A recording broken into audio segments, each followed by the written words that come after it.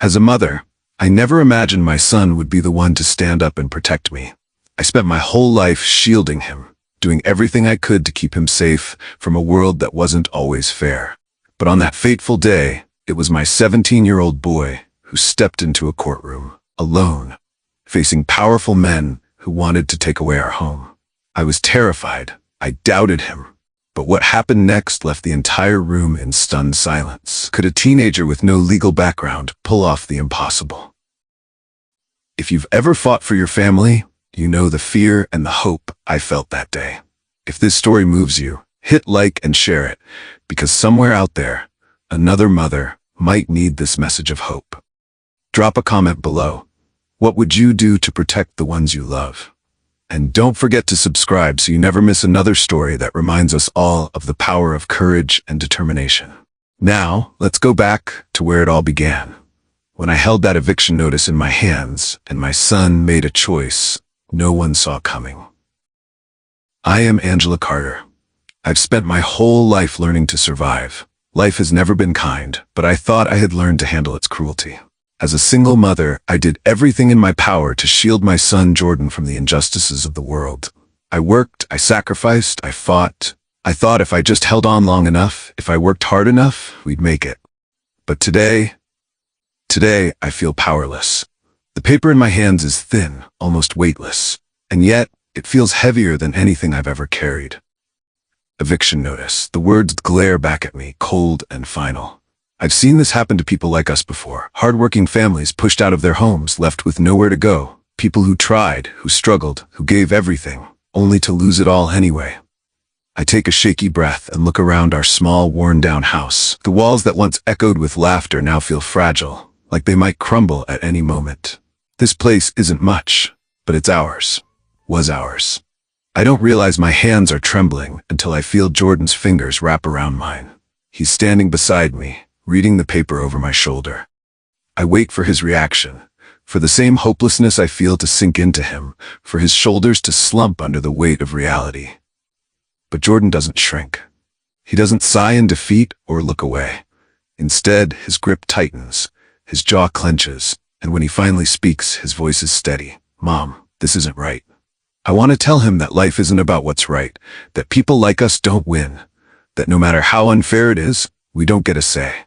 But before I can say a word, Jordan looks me in the eyes, his determination burning brighter than I've ever seen. I'll fight this, he says. I'll fight for you.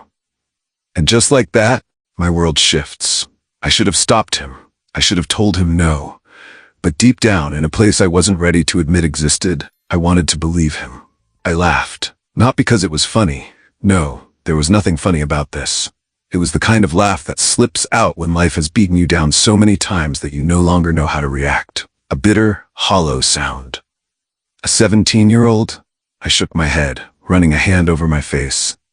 Jordan, what do you think you can do against the system? Against them? I wanted him to see reason. To understand this wasn't some school debate or a puzzle he could solve if he just thought hard enough. This was the real world. A world that had never played fair with people like us. A world that made its rules, then bent them for the powerful and crushed the rest of us beneath its weight.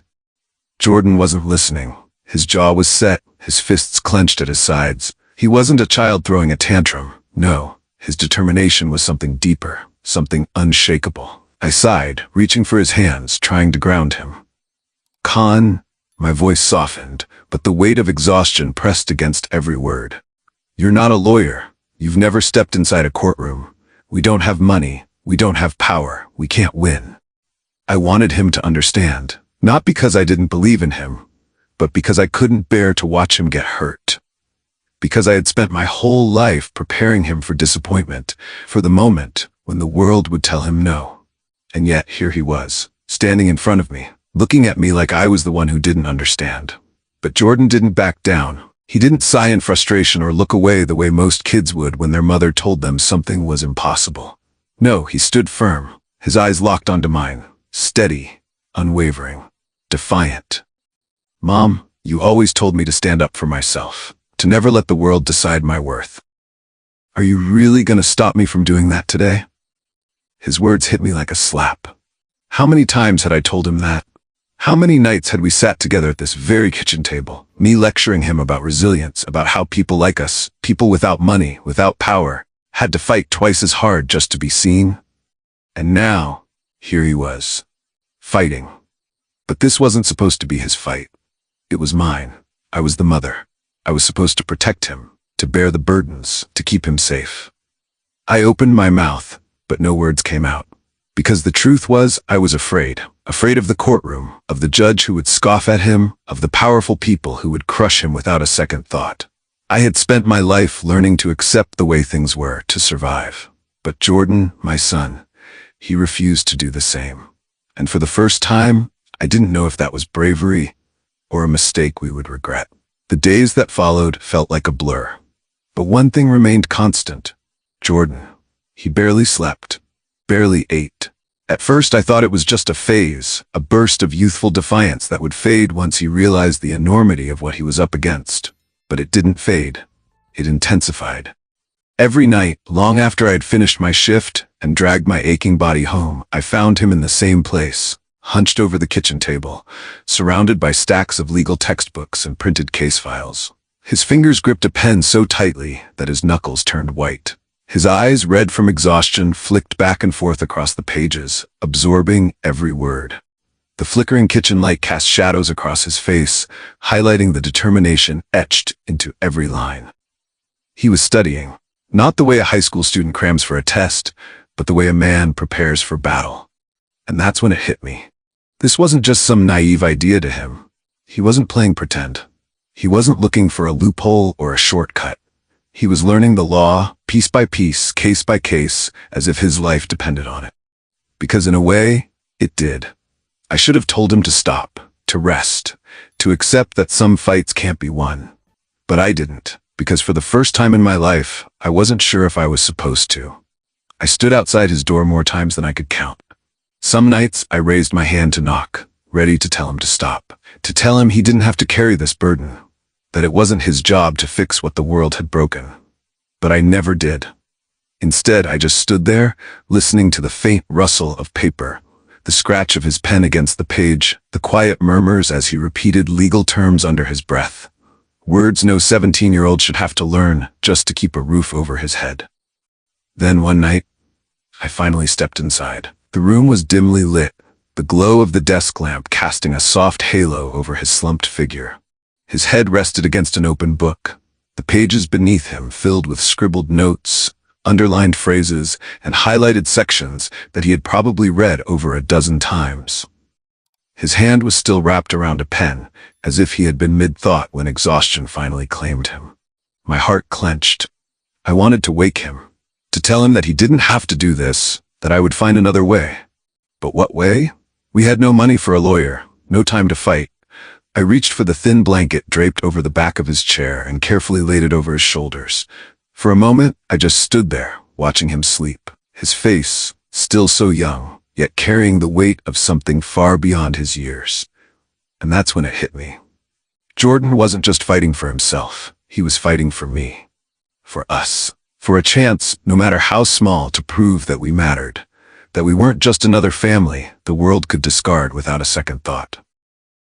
For the first time since this nightmare began, I let myself believe that maybe, just maybe, he could do it. At first, I had wanted to stop him, to tell him to let it go. But something shifted in me that night. I no longer told him to quit. I no longer stood outside his door, ready to pull him away from the books that consumed his every waking hour. Instead, I found myself helping him, in the only ways I knew how. Some nights, when exhaustion weighed heavy on his shoulders, I placed a warm cup of tea beside him. He never asked for it, never even looked up from his notes, but I knew he felt it. A small reminder that he wasn't alone. Other times, when I saw his hands trembling from too much coffee and too little sleep, I rested a hand on his back, giving him the smallest squeeze. "Eat something, Jordan," I'd say softly, setting down a plate of food next to his laptop. He'd nod, distracted, but later, I'd find the plate empty. And on the hardest nights, when frustration made his voice shake and his fingers clench into fists, I simply stood beside him. I had no legal advice to give, no answers to the endless questions in his mind. But I could be there. I wasn't sure when it happened, when my fear turned into quiet faith. But it did. I still worried. God, I worried more than ever. But I also knew this. I would not be the one to tell my son he couldn't do this. I held Jordan's hand tightly as we stepped into the courtroom. Not because I thought we would win. Not because I believed, even for a second, that justice was waiting for us inside those walls. I held his hand because I was terrified. Not for me. For him. For months, I had watched my son push himself beyond exhaustion. I had seen him pore over law books until his eyes burned, memorizing every statute, every precedent, every legal loophole he could find. I had seen him fight, not just for himself, but for me. And now, here we were. The moment he had prepared for. The moment I had dreaded. As soon as we entered, the weight of the room pressed down on us. The cold, polished floors, the towering wooden benches, the judge's high seat, looming above like a throne. The air was thick with whispered conversations, the sound of shuffling papers, the occasional cough. But it was the eyes that made my stomach twist. Dozens of them, staring, judging. Some were curious, but most were doubtful, amused even. I could hear the unspoken words behind their glances. What is this boy doing here? Is this a joke? They don't really think they have a chance, do they? Across the room, the opposing lawyer, an older man in an expensive suit, leaned back in his chair, a smirk tugging at the corner of his mouth. He didn't see Jordan as an opponent. He saw him as an inconvenience. And the judge? The judge barely spared us a glance. He shuffled his papers, sighed, and finally looked up. His gaze landed on Jordan, and for a brief second something flickered across his face. Disbelief, condescension, maybe even mild annoyance. Then, just like that, he moved on. I swallowed hard, tightening my grip on Jordan's hand. We weren't supposed to be here. This place, this system, it wasn't built for people like us. It was built to keep people like us out. I wanted to turn to Jordan, to whisper that it wasn't too late, that we could leave right now and save him the humiliation. But before I could say a word, he gently pulled his hand away. He stepped forward, shoulders back, chin high. And for the first time I realized he wasn't afraid. Jordan stood up. The chair scraped against the polished floor, the sharp sound slicing through the hushed courtroom. My breath hitched as every pair of eyes in the room turned toward him. This 17-year-old boy, standing alone in a place where he did not belong. For a moment, silence. Then the judge exhaled, slow and deliberate, tapping his fingers against the desk. His lips curved, not quite a smile, but something colder. A look that said, "This is a waste of time." Across the room, the opposing attorney leaned back in his chair, adjusting his pristine cufflinks with a smirk. He wasn't threatened. He wasn't even curious. To him, Jordan was a joke, a child pretending to be a lawyer. I could see it in their faces, hear it in the quiet rustle of papers, the amused glances exchanged across the gallery. We weren't supposed to be here. Then the attorney chuckled softly and leaned forward. "This should be interesting," he muttered under his breath. It was meant to be dismissive. A small jab. A way to remind everyone in the room that Jordan was nothing more than a minor inconvenience before the inevitable outcome. I clenched my fists, my nails pressing into my palms. I wanted to reach for Jordan's hand, to pull him back down, to whisper that it wasn't too late to walk away. But before I could, he took a step forward. His shoulders squared, his chin lifted, and when he spoke, his voice was steady. The room, so full of quiet mockery just moments ago, shifted. The judge's tapping stopped. The opposing lawyer's smirk faltered. Because for the first time, they weren't entirely sure this was going to be as easy as they had thought. Then Jordan spoke, and the courtroom erupted in laughter. It wasn't a sudden outburst, but a ripple, starting with a few chuckles, then spreading like wildfire. Soft at first, then louder. Some covered their mouths, others exchanged amused glances. A few didn't bother hiding it at all. It was the kind of laughter that didn't come from humor, but from certainty. Certainty that this was ridiculous. That Jordan's presence here was nothing more than a temporary distraction before the real proceedings began. The judge didn't laugh, but his lips twitched, as if he wanted to. He cleared his throat, but the flicker of condescension in his eyes said enough. The opposing attorney smirked openly now, shaking his head as if this was the most absurd thing he'd ever witnessed in his career. "Son," he scoffed, adjusting his tie, "this isn't a classroom debate. Do you even know what you're doing?" My stomach twisted. I gripped the edge of my chair, my knuckles white. I had prepared for this moment, expected it, but knowing it was coming didn't make it any easier. They weren't just dismissing his argument, they were dismissing him. And yet, as I turned to look at my son, I didn't see embarrassment. I didn't see hesitation. I saw something else entirely. Resolve. I clenched my fists so tightly that my nails dug into my palms. I wanted to stop this. I wanted to stand up, to shield him, to tell them that this wasn't a game, that my son wasn't some foolish child playing pretend. But what could I do? I sat there, frozen, as the laughter echoed around the room. Each chuckle, each smirk, each dismissive glance, it was like watching them take a hammer to everything he had worked for, to everything we had left. My heart ached, a deep, unbearable pain that had nothing to do with me, but everything to do with him. I had spent years protecting Jordan from the harshness of the world, teaching him how to navigate it, how to endure it. But this, I couldn't shield him from. This he had walked into on his own, and all I could do was sit there and watch. Then Jordan spoke again, not with hesitation, not with doubt, but with certainty. His voice was steady, cutting through the lingering laughter like a sharp blade. Your Honor, under the Tenant Protection Act, an eviction notice must adhere to specific legal requirements. This one does not. The laughter didn't stop all at once. It stumbled, tripping over itself in confusion. Some chuckles died midair, others turned into awkward throat clearings. A few smirks lingered, but now, there was something else behind them. Doubt. I felt it before I saw it. The judge, who had barely acknowledged Jordan before, suddenly looked at him. His fingers, which had been tapping absent-mindedly on the bench, stilled. The opposing attorney, who'd been lounging comfortably in his chair, sat up straighter, his smug grin faltering just a little. Jordan didn't waver. He didn't fumble for words. He didn't rush. He commanded the space. Furthermore, he continued, flipping a page in his notes, per section 1946.2, the landlord must provide a just cause for eviction. In this case, no valid reason has been cited, making this notice legally unenforceable. A beat of silence. Then, the shift. The judge's gaze narrowed, suddenly interested. The opposing lawyer's smirk was gone now, replaced by something else, a flicker of realization. This wasn't what they expected. This wasn't supposed to happen. And yet it was. My heart pounded as I watched my son, a 17-year-old boy, stand his ground in a room full of men who had already decided he didn't belong. No one was laughing anymore. And for the first time since this nightmare began, I felt something unfamiliar creep into my chest.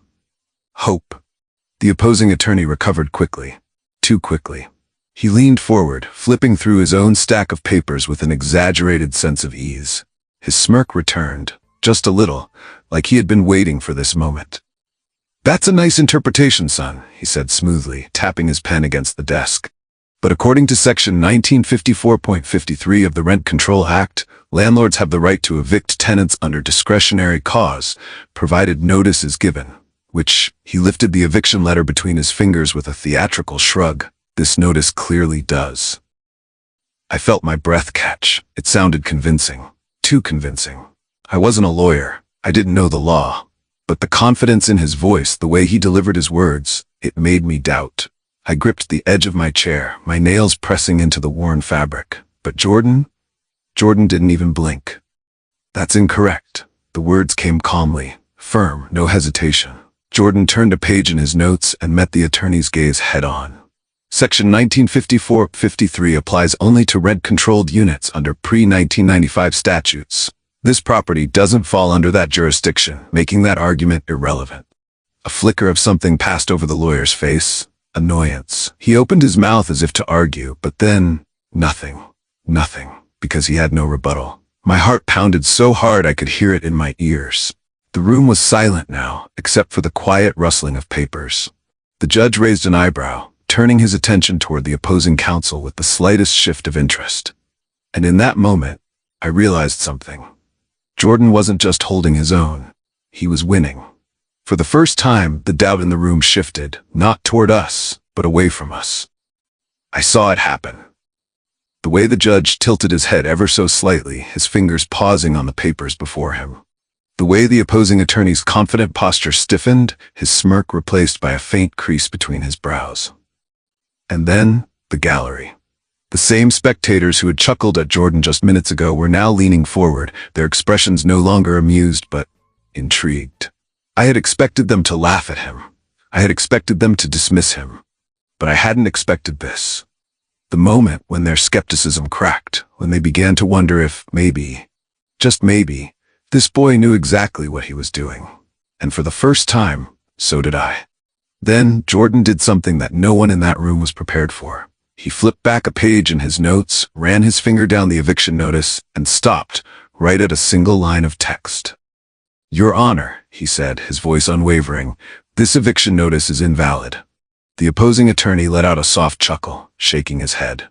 "Nice try, kid, but that document meets all legal requirements." "No, it doesn't." Jordan didn't hesitate. He turned the paper so the judge could see, tapping a specific section. "The law requires a 60-day notice for no-fault evictions. This notice only grants 30. Silence. A deep, weighted silence settled over the room. The judge leaned forward. His fingers traced the very line Jordan had pointed out. He adjusted his glasses, reread it, then read it again.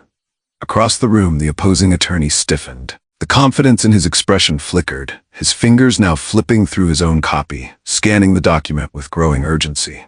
The smirk was gone. "Is this accurate?" The judge's voice broke the silence. The attorney swallowed. He cleared his throat, but the hesitation in his voice betrayed him. "Well, technically, but..." "Technically?" The judge's tone sharpened. My breath caught.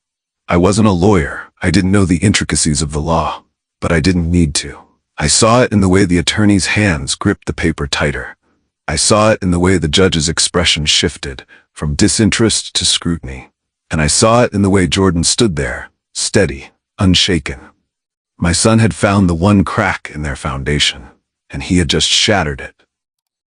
The judge didn't move. His eyes stayed locked on the eviction notice in front of him, scanning the words over and over, as if he were waiting for them to change. As if, somehow, Jordan had misread the law, had misunderstood some crucial detail. But he hadn't. And the judge knew it. Across the room, the opposing attorney gripped his pen so tightly his knuckles turned white. His mouth opened, just slightly, but nothing came out. No counter-argument, no smug remark, because there was nothing left to say. I sat there, hands clenched in my lap, my pulse pounding in my ears. The weight of months, of fear, of helplessness, of fighting against something so much bigger than us, pressed against my chest. And then in that stillness, in that electric, suffocating pause, I knew. Jordan had done it. My son had walked into this courtroom, into this impossible battle, and won. The silence stretched, heavy and unbroken. The judge leaned back in his chair, exhaling slowly. He set the eviction notice down, folding his hands over the desk, his expression unreadable. Then, finally, he spoke. "Jordan Carter." His voice was firm, but there was something else beneath it, something almost impressed. "Do you realize that you've just done something many seasoned attorneys fail to do?" A quiet murmur rippled through the courtroom. Jordan didn't react. He didn't gloat. He didn't even shift in his stance. He just stood there, steady, respectful, ready. But me? I could barely breathe, because this moment was the one I never allowed myself to imagine. The moment they saw him. The moment they realized he wasn't just a kid playing lawyer. The moment they recognized what I had always known. I broke. The tears came before I could stop them, blurring the edges of the courtroom, turning faces into hazy outlines. I didn't cry because we had won, though we had. I cried because for the first time, the world had stopped to listen. To him. To my son. This wasn't just about keeping a roof over our heads. It wasn't just about the legal loophole he had found, or the case he had argued flawlessly. It was about the way the judge sat up and paid attention. The way the smirks had disappeared from the opposing counsel's face. The way the room, the same room that had laughed at him, that had dismissed him, now hung on to his every word. Jordan had walked into this courtroom as an outsider. But now, he belonged. As we stepped out of the courthouse, the crisp afternoon air filled my lungs, but I still felt like I hadn't quite caught my breath. The weight of the past few months, the fear, the sleepless nights, the endless doubt had lifted, but my heart still pounded, as if waiting for someone to tell us this victory wasn't real. But it was real. I felt it in the firm ground beneath my feet, in the way the sun warmed my skin, in the way Jordan stood beside me, taller somehow, though he was the same height he had been this morning. Then suddenly, I felt his fingers wrap around mine. He squeezed my hand, and then, in a voice that was steady, certain, completely unwavering, he said, "Mom, I'm going to be a lawyer." I turned to him, studying his face. The same boy I had raised. The same boy who had once needed me to protect him. But now there was something different. Something unshakable in his eyes. And this time, I didn't hesitate. I didn't question. Because I knew. I knew that my son, the boy they laughed at, the boy they underestimated, the boy they tried to silence, was going to prove them all wrong. I squeezed his hand back. "I know you will." As we walked down the courthouse steps, the world felt different. Not just because we had won. Not just because we were keeping our home, but because for the first time in a long time, I believed in something bigger than survival. I believed in justice. It had always felt like an illusion. Something meant for others, not for people like us. But today, Jordan had stood in that courtroom and proved that the system could be challenged, that the truth could still matter, that one voice, his voice, could make a difference.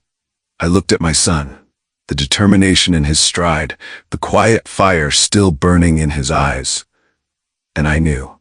This wasn't just about our home.